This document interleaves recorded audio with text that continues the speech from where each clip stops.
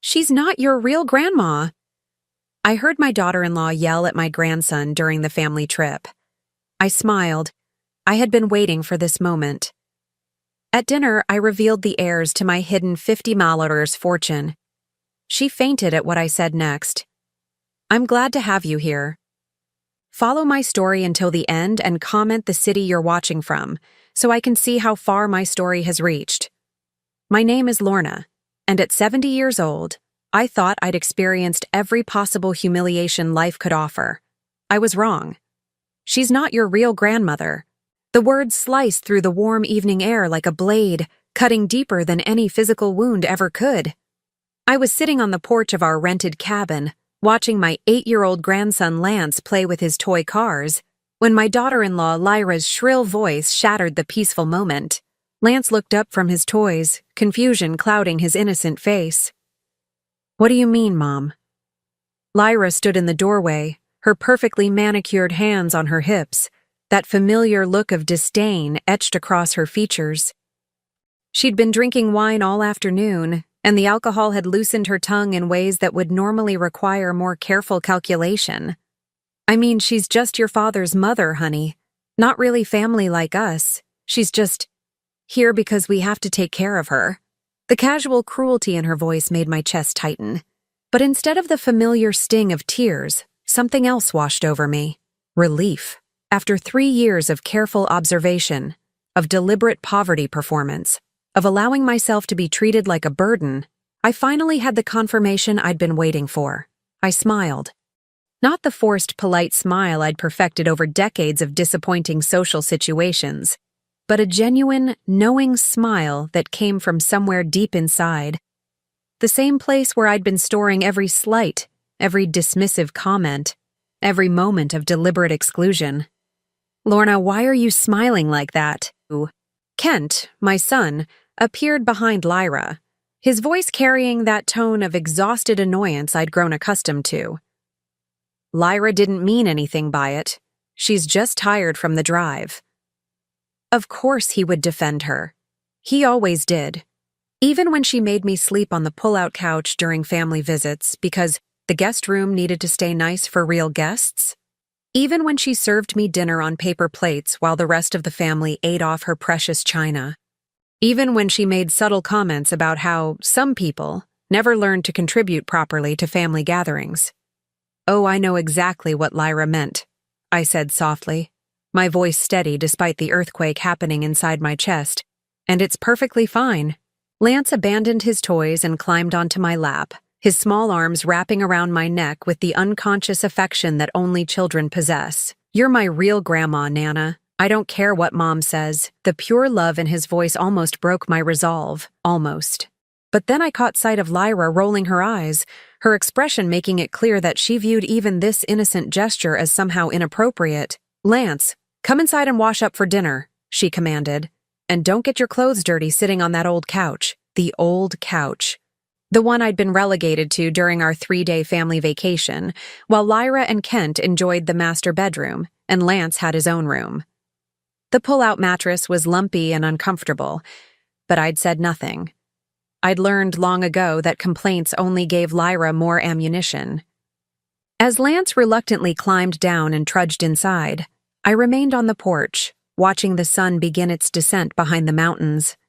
The cabin had been my suggestion and my payment, though the family assumed Kent had covered the cost. Just like they assumed he'd been covering my living expenses for the past 3 years, ever since Henry died and left me with nothing. The irony was delicious. Inside, I could hear Lyra's voice carrying through the thin walls, no doubt continuing her commentary about unwanted family obligations. I'd heard variations of this speech countless times. How difficult it was to have an aging mother-in-law, how some people never learned to be independent, how tragic it was when elderly relatives became burdens on their children's families. What Lyra didn't know, what none of them knew, was that every word, every slight, every moment of deliberate humiliation had been carefully catalogued and stored away, not for revenge exactly, but for verification. I needed to know with absolute certainty who my son had become and what kind of people now influenced my grandson's understanding of family. The test had been running for 3 years, and tonight, with 8 simple words, Lyra had provided the final data point I needed. My phone buzzed with a text message. My attorney, Richard Morrison, checking in as scheduled. All preparations complete. Are you ready to proceed? I typed back quickly.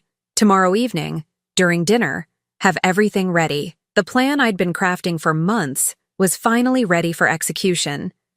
But first, I had to survive one more night of being treated like an unwanted guest in what was supposed to be a family vacation.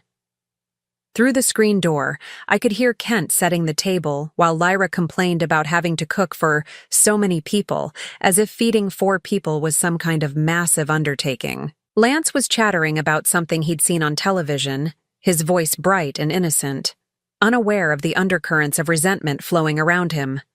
I stood up slowly, my 70-year-old joints protesting after sitting too long in one position. 3 years of playing the role of a poor, dependent widow had required more acting skills than I'd realized I possessed. Tomorrow, that performance would finally come to an end. "Lorna, dinner!" Lyra's voice cut through my thoughts, the tone suggesting I was already late despite not being called before. I walked inside, taking my usual seat at the small table. Lyra had prepared spaghetti, serving herself and Kent generous portions while giving Lance a child-sized serving and placing a noticeably smaller amount on my plate. "There's more if you want it," she said with false sweetness, though we both knew the subtext. Elderly people don't need much food anyway.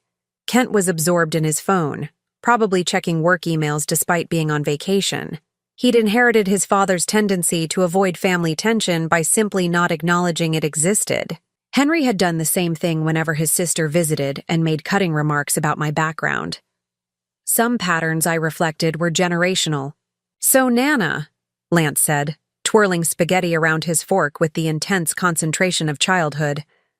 "Mom says we might not visit you as much anymore because it's too expensive to drive to your apartment." I felt Kent stiffen beside me, finally looking up from his phone. Lyra's face flushed slightly, caught off guard by her son's innocent revelation of adult conversations.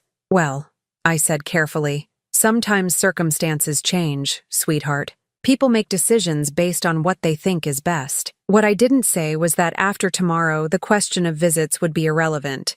Everything would be different. Everything would finally be honest. The rest of dinner passed in relative silence, broken only by Lance's occasional comments about his toys or questions about when we'd be hiking to the lake. I answered his questions and smiled at his stories, storing each precious moment in my memory. These might be our last family meals for quite some time. As Lyra cleared the dishes, making a point of stacking mine loudly to emphasize the extra work involved, I excused myself and stepped back onto the porch. The mountain air was cool now, carrying the scent of pine and the promise of rain. Tomorrow evening, everything would change. The masks would finally come off, and my family would discover exactly who they'd been dismissing for the past 3 years. I thought about the $50 million sitting in carefully managed accounts, the real estate holdings, the investment portfolio that had grown steadily while I'd played the role of a poverty-stricken widow. Most of all, I thought about Lance and the lesson he was about to learn about assumptions, respect, and the true meaning of family. The smile returned to my face as I settled into the old porch chair. Tomorrow couldn't come soon enough. The morning after Lyra's declaration, I woke up on that lumpy pull-out couch with my back screaming in protest, but my mind crystal clear.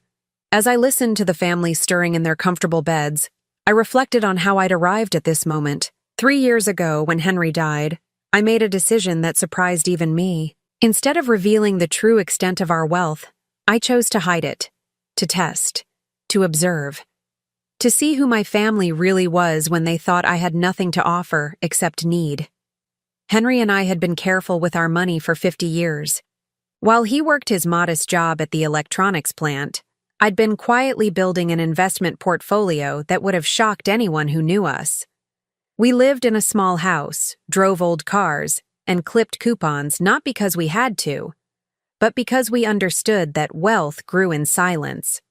When the plant closed and Henry took early retirement, I was already managing nearly $20 million in diversified investments. The inheritance from my aunt's estate, which I'd never mentioned to anyone, had been the foundation. Then came the real estate purchases in areas I'd researched meticulously. The technology stocks I'd bought before anyone understood their potential. The small businesses I'd funded and watched flourish. By the time Henry passed, our net worth had reached $50 million. But instead of sharing this news with Kent and his family, I'd watched his reaction to what he thought was his suddenly impoverished mother. The results had been devastating. "Mom, we need to talk about your situation," Kent had said just 2 weeks after the funeral, sitting in my kitchen with Lyra beside him wearing an expression of barely concealed impatience. "My situation?" I'd asked, though I already knew what was coming. "Your financial situation?" Lyra had interjected, her voice taking on that particular tone she used when discussing unpleasant necessities. "Kent says Dad didn't leave much, and you can't afford to keep this house." I'd let silence fill the space, watching my son avoid eye contact while his wife laid out their version of my future. "We've been thinking," Lyra continued, "maybe it would be best if you moved to one of those senior communities. There's a nice one about 40 minutes from us. Very affordable. You could make friends your own age." Affordable. Translation: cheap enough that we won't feel guilty about putting you there. "And this house?" I'd asked quietly. Kent finally looked at me then, his expression uncomfortable but determined. "We think you should sell it. Use the money for your living expenses." What he meant was, sell the house, use that money to support yourself, and don't expect help from us. I'd raised this man, sacrificed for him, worked double shifts when he needed school clothes or wanted to join the baseball team. And now, with his father barely cold in the ground, he was essentially telling me I was a financial burden he didn't want to carry. The test had begun that day. Instead of revealing the truth, I'd played along. I'd sold the house, just as they suggested, though what they didn't know was that I'd already owned the building where I moved. The rental apartment I now lived in was actually mine, but I let them believe I was struggling to make the monthly payments. "It's so expensive," I'd told Kent during one of his increasingly rare phone calls, "but I suppose I'll manage somehow." The desired effect was immediate. His calls became shorter, less frequent. Lyra stopped including me in family gatherings, claiming they didn't want to burden me with the cost of contributing to potluck dinners. Holiday invitations became rare, and when they did come, they arrived with subtle hints about keeping gifts simple and affordable. I'd played the role perfectly, wearing the same 3 outfits in rotation, buying generic groceries when they visited, apologizing for not being able to contribute more to Lance's birthday presents, all while my investment accounts grew steadily and my real estate portfolio expanded. The most painful part hadn't been their rejection of my supposed poverty. It had been watching how quickly they accepted it. No one questioned whether I needed help. No one offered to assist with my financial struggles. They simply wrote me off as a problem solved by distance and low expectations. Lyra, in particular, had embraced my new status with enthusiasm that bordered on cruelty. During family visits, she'd make comments about how some people needed to learn to live within their means. She'd suggest I shop at thrift stores, as if this was helpful advice rather than condescension. She'd even offered to teach me how to use coupons more effectively, apparently unaware that I'd been using them long before she was born. But it was the way she treated Lance's relationship with me that cut deepest. Gradually, systematically, she'd been teaching my grandson that I was less important than other family members, that my presence was tolerated rather than welcomed, that love and respect were commodities tied to financial contribution.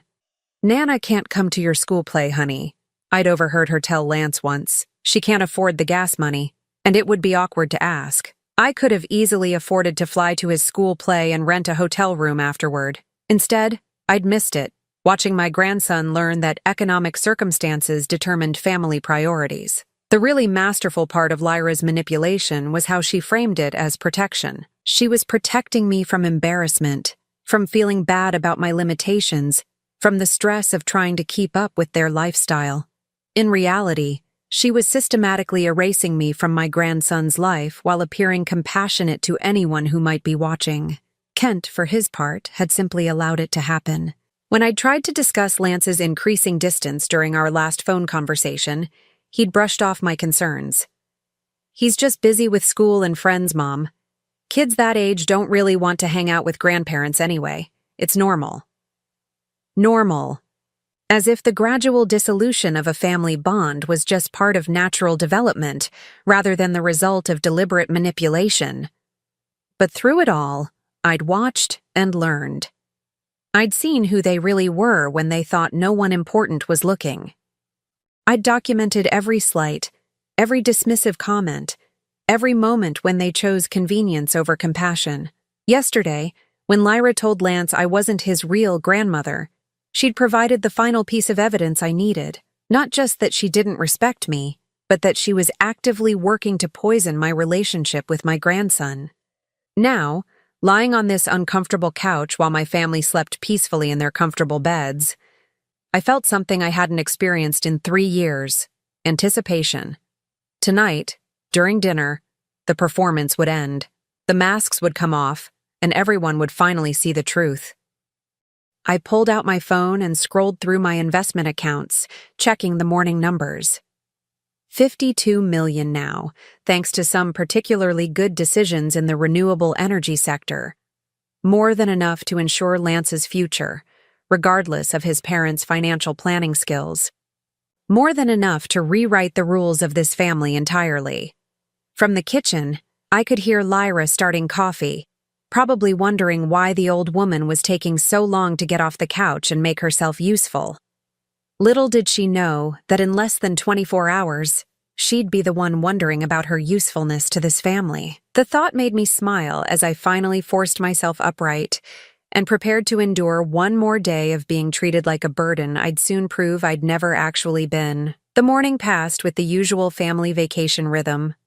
Kent buried himself in work emails while claiming to be relaxing.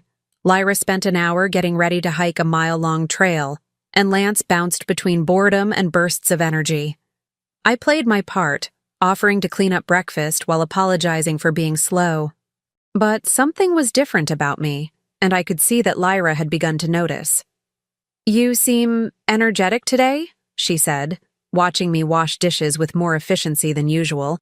Her tone carried that particular suspicion she reserved for anything that didn't fit her expectations. "I slept better than expected," I replied truthfully. The terrible mattress had actually felt like a luxury compared to the weight I'd been carrying for 3 years. Knowing that tonight would end the charade had given me a lightness I hadn't felt since Henry's funeral. When we finally set out for the lake hike, I surprised everyone by keeping pace easily. For 3 years, I'd been playing the role of a frail, aging woman who needed frequent rest stops and careful assistance. Today, I walked with the confidence of someone who'd been maintaining her health specifically for moments like this. "Nana, you're walking really fast," Lance observed, his small legs working to keep up with my suddenly brisk pace. "I feel good today, sweetheart," I told him, reaching down to squeeze his hand. Sometimes we surprise ourselves with what we're capable of. Kent looked back from his position ahead of us, confusion flickering across his face. "Mom, are you sure you're okay? You seem different." Different. If only he knew how different things were about to become. The lake was beautiful, surrounded by towering pines and reflecting the morning sun like scattered diamonds. Lance immediately began collecting interesting rocks while Kent and Lyra spread out their elaborate picnic setup. They'd brought a full cooler, portable chairs, and even a small speaker for music. Meanwhile, I'd been allocated a single water bottle and a granola bar, as if my needs were naturally minimal. I found myself studying each of them with new clarity, like an anthropologist observing fascinating but alien creatures. Kent sat in his expensive camping chair, alternating between his phone and worried glances in my direction. He'd inherited his father's height and my stubborn chin, but somewhere along the way, he'd lost the kindness I remembered from his childhood. When had he become someone who could so easily dismiss his own mother's welfare? When had he started measuring family loyalty in dollars and convenience? Lyra, on the other hand, was exactly who she'd always been. I'd just been too hopeful to see it clearly before. She lounged in her chair like a queen holding court, occasionally issuing instructions to Lance about staying away from the water's edge while making no effort to supervise him herself. Every few minutes, she'd take a selfie, carefully angling the camera to capture the scenic background while excluding me from the frame. "Lance, come take a picture with Mommy and Daddy," she called out, patting her lap with perfectly manicured nails. As they posed for their perfect family photo, I realized I'd never been included in a single one of their vacation pictures. For 3 years, I'd been the invisible woman, present but not worthy of documentation. Future generations looking through their photo albums would never know I'd been on these trips at all. The thought should have hurt, but instead, it amused me. By tomorrow, they'd be desperately trying to prove they'd always valued my presence. "Nana, want to see my rock collection?" Lance had abandoned the photo session and returned to my side, his small hands cupped around several smooth stones. "They're beautiful," I told him, examining each one with genuine interest. "You have excellent taste in rocks." He beamed at the compliment, settling beside me on the fallen log where I'd chosen to sit instead of asking for one of their premium chairs. For the next hour, we built elaborate rock castles and invented stories about the fish we could see swimming in the clear water. This was what I'd missed most during the 3 years of careful distance Lyra had orchestrated. Not the big family celebrations or holiday gatherings, but these simple moments of connection with my grandson. These were the memories that should have been forming naturally, consistently, instead of being rationed like scarce resources. "Lance seems really attached to you," Kent observed, finally putting away his phone and actually paying attention to his family. "We understand each other," I replied, helping Lance balance a particularly tricky rock on top of our castle. "It's sweet," Lyra added, though her tone suggested she found it anything but sweet. "Though I hope he's not becoming too dependent. Children need to learn that people can't always be there for them." The casual cruelty of the comment, delivered while Lance was right beside us, made my jaw clench. She was already preparing him for my eventual absence, laying the groundwork for cutting me out of his life entirely. "People should be able to depend on family," I said quietly, meeting her eyes directly. "That's what family means." Something in my tone must have caught her attention because her expression sharpened. "Well, yes, but within reason. People need to be realistic about what others can provide." "Absolutely," I agreed, smiling in a way that made her frown. People should definitely be realistic about what others can provide. The conversation moved on, but I could feel Lyra watching me more carefully for the rest of the afternoon.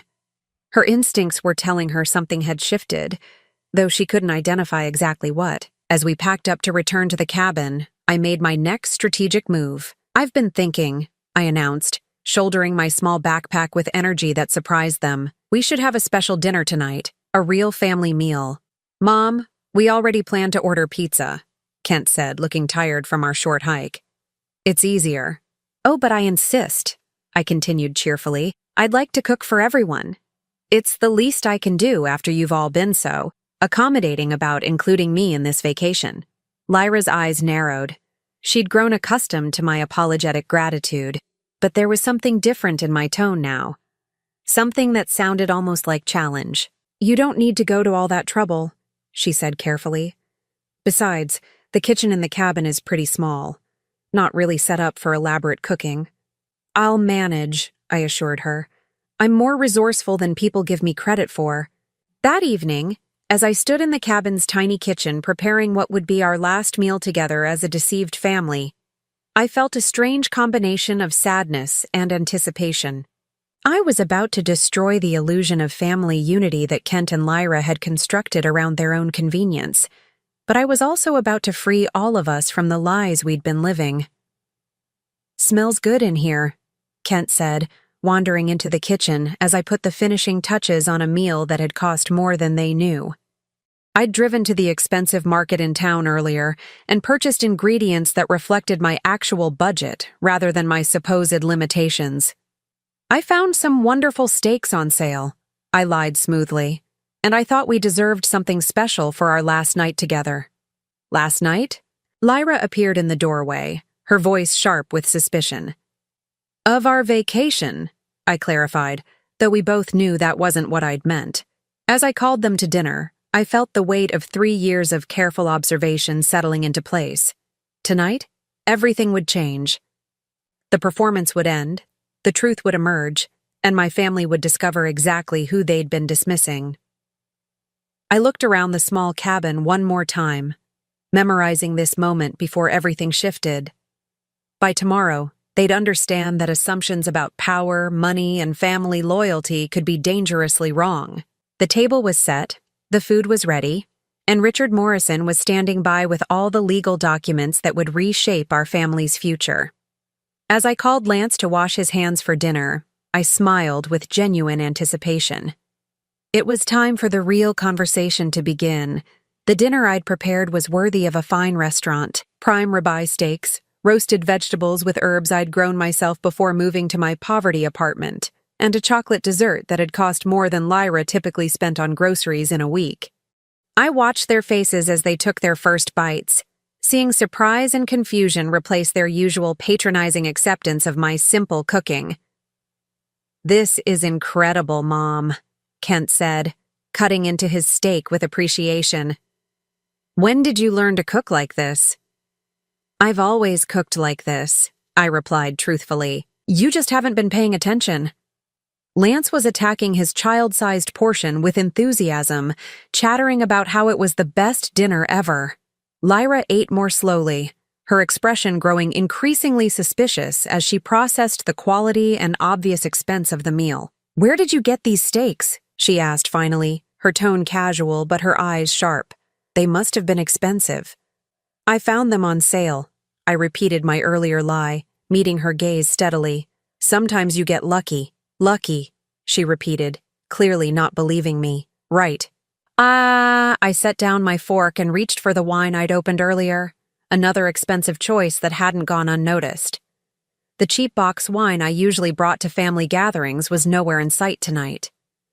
"Actually," I said, feeling the moment crystallize around us, "I think it's time we talked about luck and money and honesty." Kent paused mid-chew, something in my tone alerting him that this wasn't going to be a typical family dinner conversation. Lyra's hand tightened around her wine glass, her instincts clearly screaming warnings she couldn't yet interpret. "What do you mean, Nana?" Lance asked innocently, looking up from his steak with trusting eyes. "I mean, sweetheart, that sometimes adults don't tell each other the whole truth, and sometimes that causes problems." "Mom," Kent said carefully, setting down his utensils, "what are you getting at?" I took a slow sip of wine, savoring both the excellent vintage and the moment I'd been anticipating for 3 years. "I'm getting at the fact that you've all been operating under some significant misunderstandings about my situation." "Your situation?" Lyra's voice had gone up half an octave, the way it did when she sensed a threat to her carefully managed world. "My financial situation, specifically." I smiled at her, enjoying the way her face was beginning to pale. "You see, when Henry died, you all made some assumptions about what he left behind, about what I had to live on, about what kind of future I was facing." Kent was staring at me now, his dinner forgotten. "Mom, what are you saying? "I'm saying that your father and I were much better with money than any of you realized." I reached into my purse and pulled out a tablet, opening it to the summary page of my investment portfolio. Much, much better. The screen showed a number that made Kent's mouth fall open. $52,347,891. That's impossible," Lyra whispered, leaning forward to stare at the screen as if it might be some kind of magic trick. "The investments are real," I said calmly. "The real estate holdings are real. The trust accounts are real. The only thing that wasn't real was the poverty I've been performing for the past 3 years." Kent's chair scraped against the floor as he pushed back from the table. "Performing? Mom, what the hell are you talking about?" "I'm talking about a test," I said, my voice steady despite the adrenaline coursing through my veins. "A 3-year test to see who you really were when you thought I had nothing to offer you except need." The silence that followed was deafening. I could hear Lance's breathing, the tick of the wall clock, the distant sound of wind through the pine trees outside. But inside the cabin, 3 people were processing the complete destruction of everything they thought they knew about their family dynamics. Lyra was the first to break. "You're lying," she said, her voice shrill with panic. "This is some kind of joke, some kind of cruel joke." "No joke," I assured her, scrolling through the account pages to show them the real estate holdings. the stock portfolios, the municipal bonds. Although I suppose there's some irony in you calling something cruel, but the apartment, Kent stammered, the constant money worries, the way what? I asked pointedly. The way I accepted being treated like a burden? The way I allowed myself to be excluded from family gatherings because I supposedly couldn't afford to contribute? The way I sat quietly while Lyra explained to my grandson that I wasn't really part of this family? Kent's face went white. He glanced at his wife, who was now openly staring at the tablet screen as if she could make the numbers disappear through sheer force of will. "You've been testing us," he said slowly, realization dawning in his voice. "For 3 years, you've been testing us."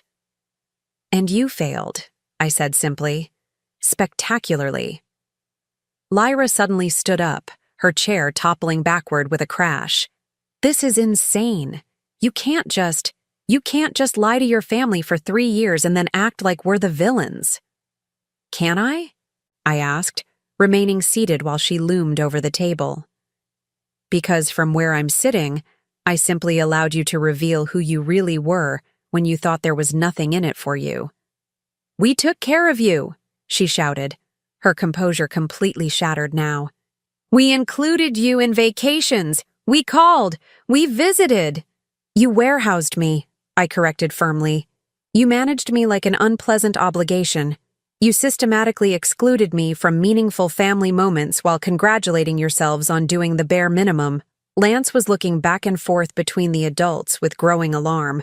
"Why is everyone yelling? Nana, why is Mom so upset?"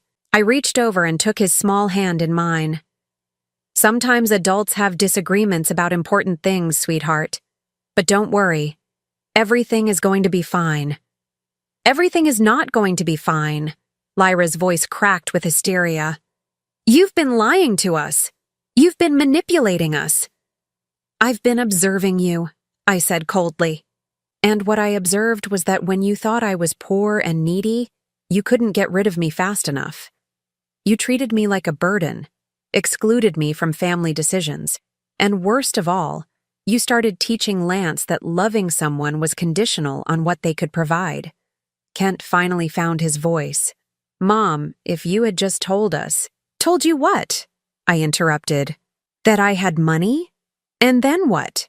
You would have suddenly remembered how to treat me with respect? You would have magically developed affection for me again? You would have stopped allowing your wife to poison my grandson against me?"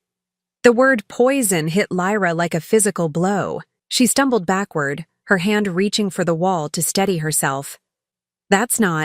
I never—" she started, but the words died in her throat as she realized there was no defense for what she'd done.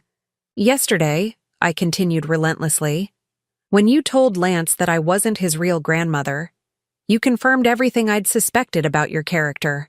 You're not just someone who treats people differently based on their perceived value. You're someone who actively works to destroy relationships that don't serve your purposes." Lyra's breathing was becoming rapid and shallow, her face cycling through shades of white and red as the full implications of the situation hit her.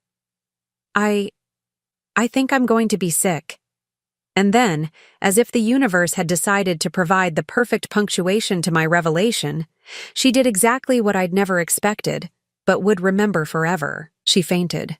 Lyra crumpled to the floor like a marionette with cut strings, her body hitting the cabin's wooden floor with a dull thud that seemed to echo through the sudden silence. Kent rushed to her side, kneeling beside his unconscious wife, while Lance stared in shock. "Mom, Lyra, can you hear me?" I remained seated at the table, calmly finishing my wine while my daughter-in-law lay unconscious on the floor. After 3 years of carefully orchestrated humiliation, I felt nothing but satisfaction watching her world collapse around her. "Is she okay?" Lance asked, his voice small and frightened. "She'll be fine," I assured him, though honestly I didn't much care either way. Sometimes people get overwhelmed when they realize they've made serious mistakes.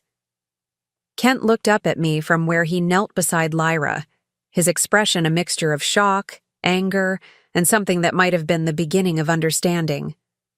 "What happens now?" he asked quietly. I smiled, taking another sip of my excellent wine. Now? Now we have an honest conversation about the future. Once your wife wakes up, of course.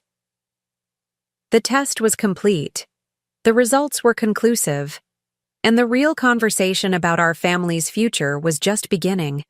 Lyra regained consciousness 10 minutes later, her eyes fluttering open to find Kent hovering over her with a damp towel, and Lance peering around his father's shoulder with concern. I had moved to the living room, giving them space while maintaining my position of calm authority. "What happened?" she mumbled, trying to sit up before the memory crashed back over her. Her eyes immediately found me across the room, and I watched the hope die in her expression as she realized it hadn't been a nightmare. "You fainted," Kent said gently, helping her to a seated position against the kitchen cabinets. "When Mom showed us, when she told us about the money," Lyra finished flatly, her voice hollow. "She really has $50 million. $52 million, I corrected from my comfortable position on the couch. As of this morning's market close, the precision of the number seemed to hit her like another physical blow. This wasn't vague wealth or family money tied up in complicated trusts. This was liquid, accessible, life-changing wealth that I'd possessed all along while watching them treat me like a charity case." Kent helped Lyra to her feet and guided her to one of the kitchen chairs. Lance had retreated to his toy cars, sensing the adult tension, but not understanding its source.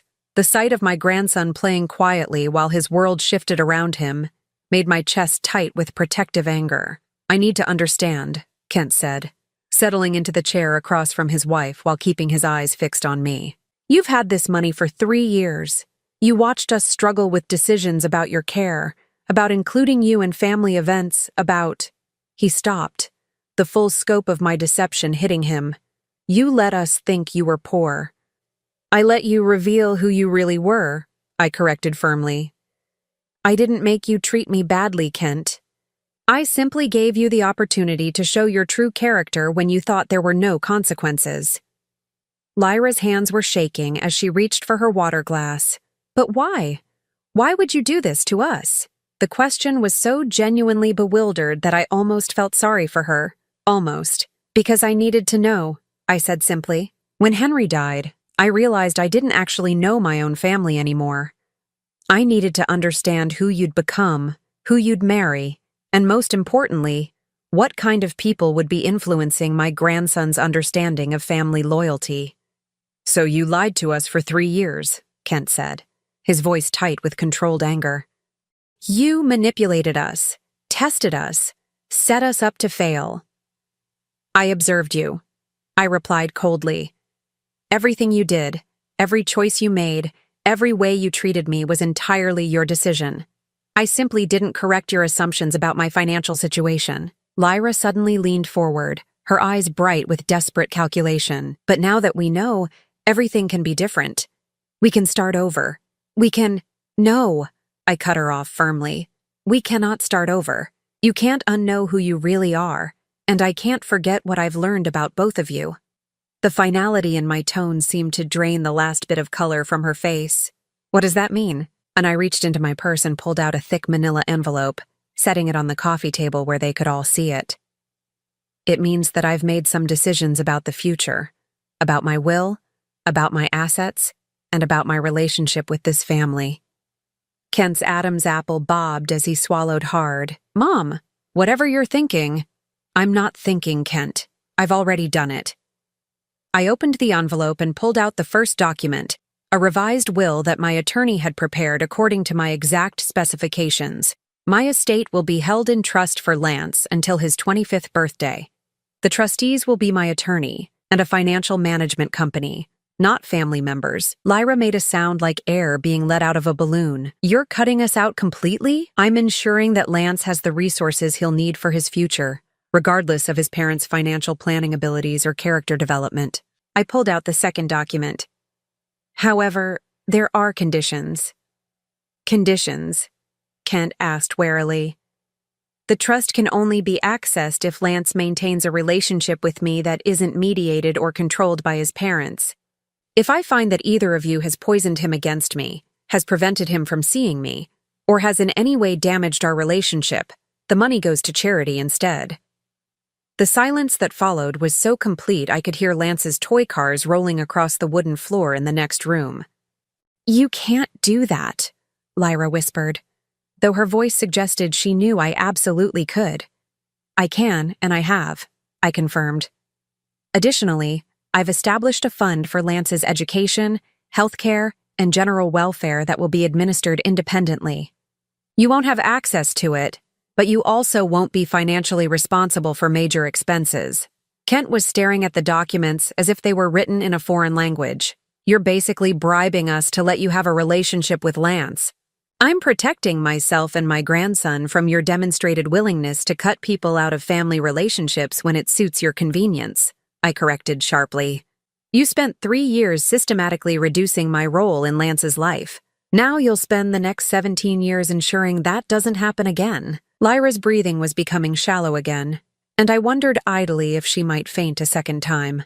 "This is blackmail. This is consequences," I said firmly. "For 3 years, you operated under the assumption that I had no power, no resources, and no options. You were wrong on all counts." I pulled out the third document, the one that I knew would hurt Kent the most. "I've also made some decisions about more immediate arrangements." "What kind of arrangements?" he asked, though his tone suggested he didn't really want to know. "I'm moving. The apartment I've been renting is actually a property I own, but it was never meant to be permanent. I've purchased a house about 2 hours from here, close enough for regular visits with Lance but far enough to maintain my independence." 2 hours? Kent's voice cracked slightly. "Mom, that's far enough that you'll have to make a real effort if you want to see me," I finished. "No more obligatory dinners where I'm treated like an unwelcome guest. No more family vacations where I sleep on pull-out couches while being grateful for the privilege. If you want a relationship with me, you'll have to earn it." Lyra finally found her voice, though it sounded like it was coming from very far away. "What if we don't agree to your conditions?" I smiled at her, the expression containing no warmth whatsoever. "Then Lance will still inherit everything when he turns 25, but you'll have spent nearly 2 decades knowing that your treatment of his grandmother cost your family $52 million. The weight of that statement settled over them like a lead blanket. I could practically see the calculations running through their minds, the desperate scrambling to find some angle, some approach that might salvage the situation. "You said you wanted to protect Lance from learning that love was conditional," Kent said desperately. "But isn't that exactly what you're doing?" "What? Making your love conditional on how we treat you?" "No," I replied calmly. "I'm making my money conditional on how you treat me.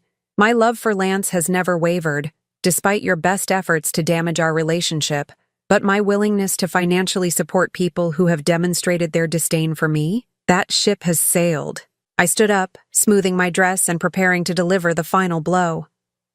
"You have a choice to make. You can accept these new terms and rebuild our family relationships on a foundation of genuine respect, or you can reject them and explain to Lance when he's older why his college fund was donated to charity instead of invested in his future." Lyra was openly crying now, tears streaming down her face as the full scope of her miscalculation became clear. "We didn't know," she sobbed. "If we had known about the money. If you had known about the money, you would have treated me well for exactly the wrong reasons," I finished. "You would have been kind to me because I was useful, not because I was family. That's not love, Lyra. That's manipulation." Kent was holding his head in his hands, the magnitude of their situation finally sinking in. 3 years of dismissing his mother, of allowing his wife to systematically exclude her from family life, of treating her like a burden to be managed rather than a person to be loved. "What do you want from us?"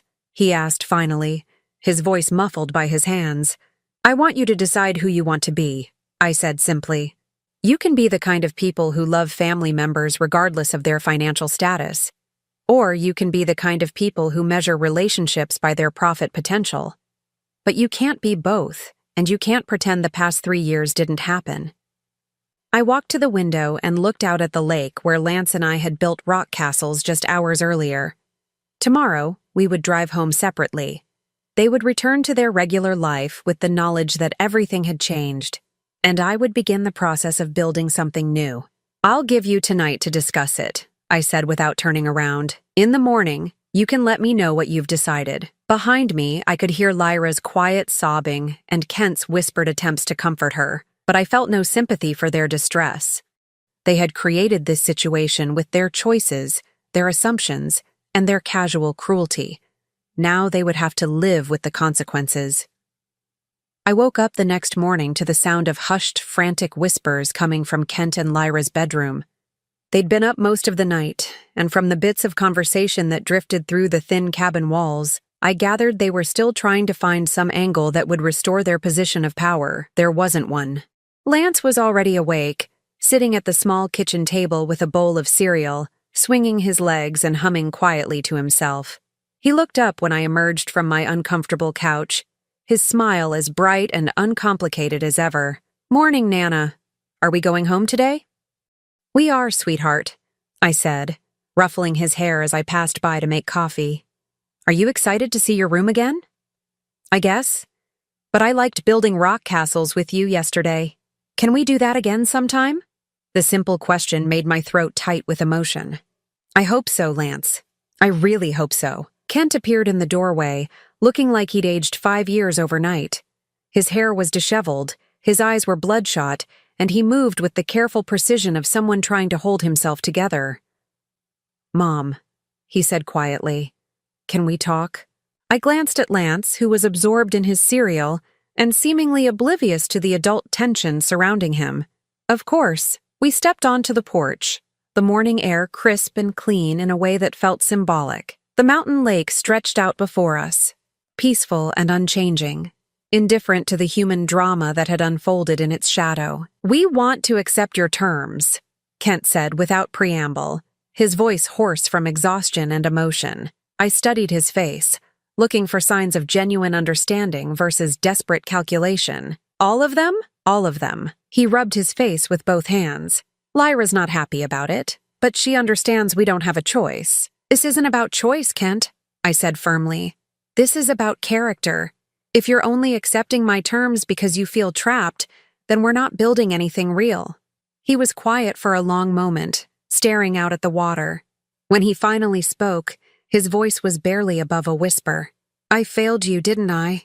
As a son, I completely failed you." The admission hit me harder than I'd expected. This was what I'd been waiting 3 years to hear. But now that the moment had arrived, I felt no triumph. Only sadness for the relationship we'd lost, and uncertainty about whether it could be rebuilt. "You failed yourself," I said gently. "You became someone I didn't recognize. Someone who could watch his wife systematically exclude his mother from family life and say nothing. Someone who could hear his child being taught that love was conditional and not intervene." Tears were running down his face now, and I was reminded suddenly of the little boy who used to cry when he accidentally stepped on bugs in the garden. That child had possessed an innate kindness that somewhere, somehow, had gotten buried under years of Lyra's influence and his own choices.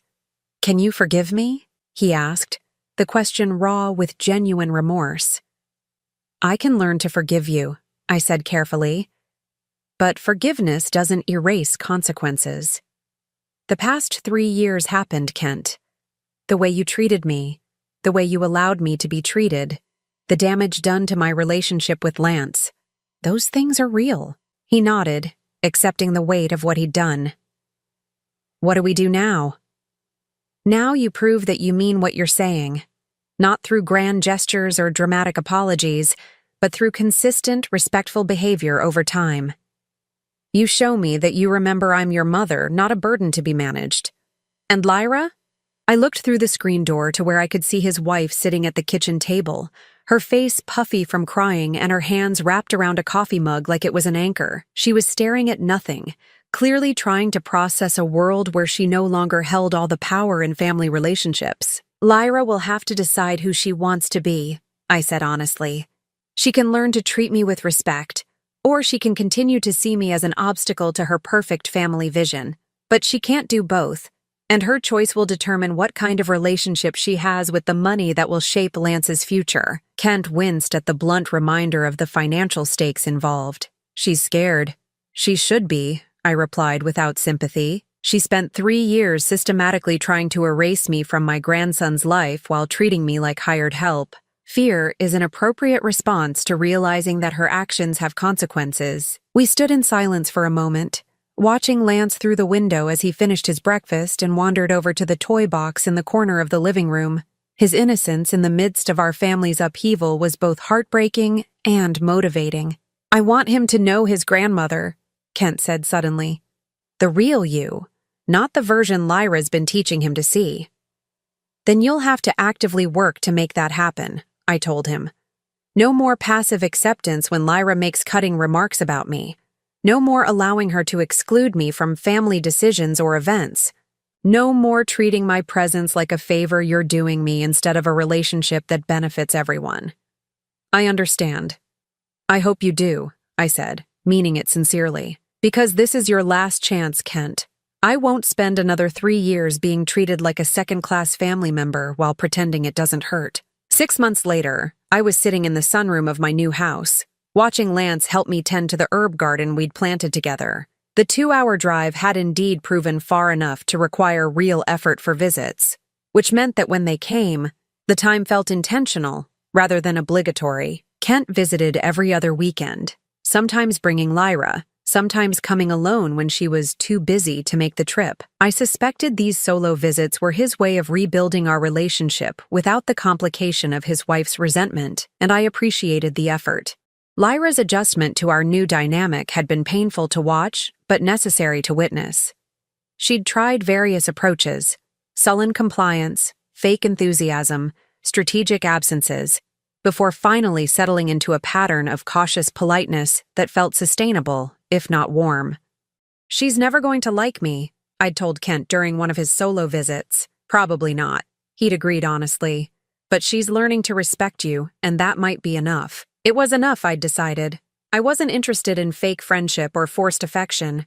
I wanted acknowledgement of my place in the family hierarchy and treatment that reflected my value as Lance's grandmother and Kent's mother. Lyra could provide that without liking me, and I could accept it without trusting her. The real victory was Lance. Free from his mother's subtle poisoning against me, our relationship had blossomed into something deeper and more genuine than I'd dared hope.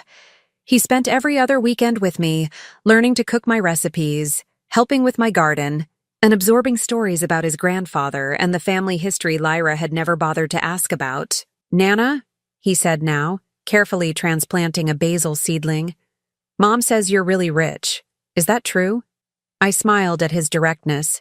8-year-olds had no patience for adult euphemisms. "I am, sweetheart. Does that change anything between us?" He considered this seriously, the way he approached all important questions. "I don't think so. You're still the same person who builds rock castles and makes the best pancakes. Money doesn't change that, right?" "Right," I agreed, my heart swelling with love for this wise little boy. "Money doesn't change who we are inside. It just sometimes reveals who other people really are." He nodded solemnly, then brightened as a new thought occurred to him. "Does this mean I can go to college wherever I want?" "It means you'll have options," I told him. "But you'll still have to work hard and make good choices. Money can open doors, but you're the one who has to walk through them." That evening, after Kent had picked up Lance and started the drive back to their house, I settled into my favorite chair with a cup of tea and the satisfaction of a day well spent. My phone buzzed with a text from Kent. "Thank you for today. Lance hasn't stopped talking about the garden. Same time in 2 weeks?" I typed back. "Of course. Drive safely." The relationship wasn't perfect. It might never be what it could have been if the past 3 years had gone differently. But it was honest now, built on a foundation of truth rather than assumption, respect rather than obligation. I thought about Lyra, probably spending her evening calculating the compound interest on $52 million, and wondering what her life might have looked like if she'd made different choices. The irony wasn't lost on me that in trying to exclude me from the family, she'd inadvertently ensured her own permanent outsider status. But mostly, I thought about Lance and the man he would become. He would grow up knowing that family relationships required effort and respect to maintain. He would understand that wealth was a tool, not a measure of worth. Most importantly, He would know that his grandmother had fought to remain part of his life when others tried to push her aside. The test was over. The results were permanent. And for the first time in 3 years, I was exactly where I belonged. In my own home, on my own terms, with my dignity intact, and my future secure. Outside my window, the first stars were appearing in the darkening sky. Tomorrow would bring new challenges, new opportunities to build the family relationships I wanted, rather than simply accepting the ones others tried to impose on me. I raised my teacup in a silent toast to my 70-year-old self, the woman who had finally learned that sometimes the greatest victory is simply refusing to be diminished by other people's limitations. The performance was over. The truth had set us all free, and I had never been happier to be exactly who I was. Now, I'm curious about you who listened to my story. What would you do if you were in my place? Have you ever been through something similar? Comment below. And meanwhile, I'm leaving on the final screen 2 other stories that are channel favorites, and they will definitely surprise you. Thank you for watching until here.